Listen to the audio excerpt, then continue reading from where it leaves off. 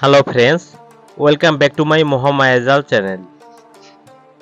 বরাবরের মতন ইসলাম প্রিয় ভাইদেরকে জানাচ্ছি আসসালামু আলাইকুম ও হিন্দু ভাইদেরকে নমস্কার। তো পৃথিবীর যেখান থেকে ভিডিওটি দেখছেন সবাইকে জানাচ্ছি আন্তরিক অভিনন্দন ও শুভেচ্ছা। থাম্বনেল দেখেই বুঝতে পারছেন আজকের ভিডিওটা কি। বেলপাতা ও তুলসী পাতা দ্বারা বিচ্ছেদ করবেন। এখন বেলপাতা তুলসী পাতা দিয়ে কিভাবে বিচ্ছেদ করবেন, যদি সম্পূর্ণ ভিডিওটা দেখেন আপনি নিজে করতে পারবেন। কারো কাছে ছুটে যেতে হবে না, কোনো তান্ত্রিকের কাছে যেতে হবে না। কিন্তু এই কাজটা দূর থেকে করতে পারবেন না, তাদের চলাচল পথেই করতে হবে। সম্পূর্ণ প্রসেস প্রণালী আমি সম্পূর্ণ বলে দেব, হাতে কিছুই রাখবো না। ধৈর্য ধারণ করে যদি ভিডিওটা দেখেন তাহলে বুঝতে পারবেন, না হলে কোনো কিছু বুঝতে পারবেন না। আর আপনারা বেশি বেশি করে কমেন্ট করবেন, আপনাদের কাছে কমেন্ট আশা করি যে কি ধরনের ভিডিও পেলে আপনারা খুশি হন, সেটাই আমি আপনাদের মাঝে প্রস্তুত করে দেব। তো কথা বাড়াবো না, চলুন মূল ভিডিওতে প্রবেশ করি।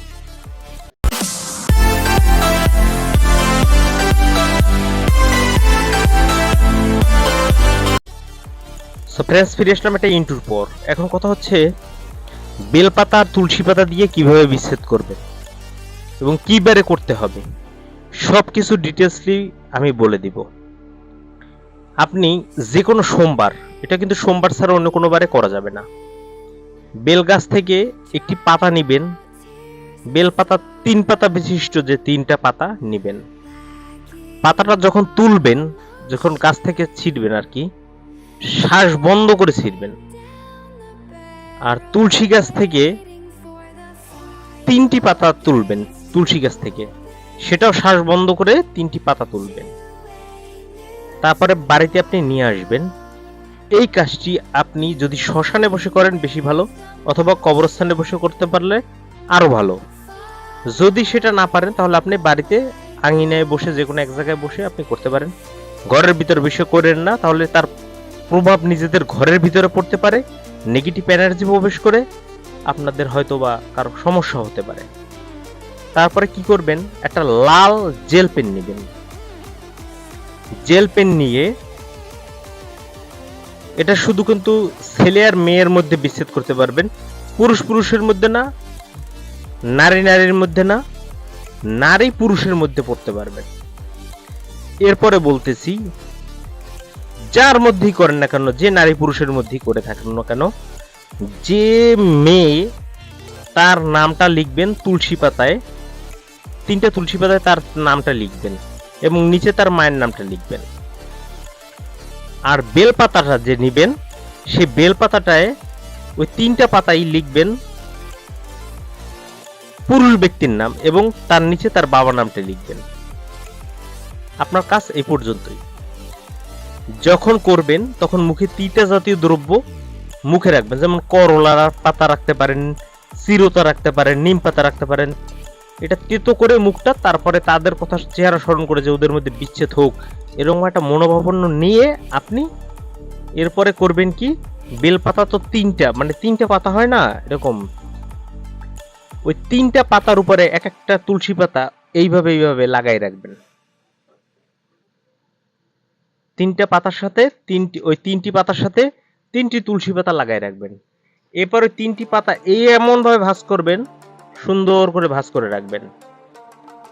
এরপরে একটি সাদা কাগজ নিয়ে ভাঁজ করে সুন্দর করে কালো সুতা দিয়ে সুন্দর করে পেঁচাবেন। ভালো করে পেঁচানোর পর যে দুইজনের মধ্যে বিচ্ছেদ করতে চান তার যে কোনো একজনের চলাচল পথে মাটিতে আপনাকে পুঁতে রাখতে হবে। এখন আপনি প্রশ্ন করতে পারেন যে ভাই, যারা চলাচল করে তারা তো পাকা রাস্তায় চলাফেরা করে, সেখানে তো মাটি নেই, আমি এখন কি করতে পারি? তাহলে ওই পাতাটা আপনি শ্মশানে গেড়ে দিয়ে আসবেন।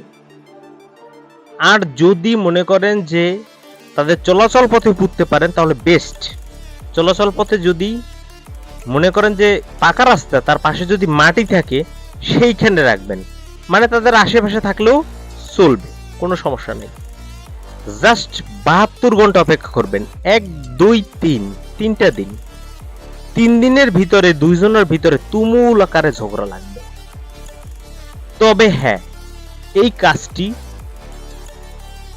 নববিবাহিত কোনো স্বামী স্ত্রীর ক্ষেত্রে করা সম্পূর্ণ নাজায়েজ।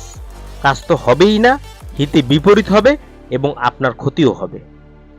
জেনে শুনে বুঝে কাজটা করিয়েন। কাজটা করলে কিন্তু মিস নাই, কাজটা হবেই। জোরালো বলে জোর দিয়ে বলছি, কাজটি কিন্তু হবেই, মিস নাই। যদি আপনি নববধূর ক্ষেত্রেও করেন তাতেও হবে, কিন্তু মনে রাখেন সেটা কিন্তু শাস্তি আপনাকে ভোগ করতে হবে। এটা মাথায় রাইখা তারপরে কাজ করবেন। এক ভাই বলেছিলেন সপ্তাহে না হলেও একটা বিচ্ছেদের ভিডিও দিবেন, তার কথাটা হঠাৎ মাথায় আসলো, সেজন্য দিয়ে দিলাম ভিডিওটা। তো যদি ভিডিওটা ভালো লাগে অবশ্যই লাইক কমেন্ট শেয়ার করে আমার পাশেই থাকবেন, আর কমেন্ট করবেন বেশি বেশি এবং লাইক দিবেন, ছড়াই দিন। মহামায়াজাল চ্যানেল আপনাদের পাশে ছিল, আছে এবং থাকবে। সবাই ভালো থাকবেন, সুস্থ থাকবেন, শুভকামনা রইল। আল্লাহ হাফেজ।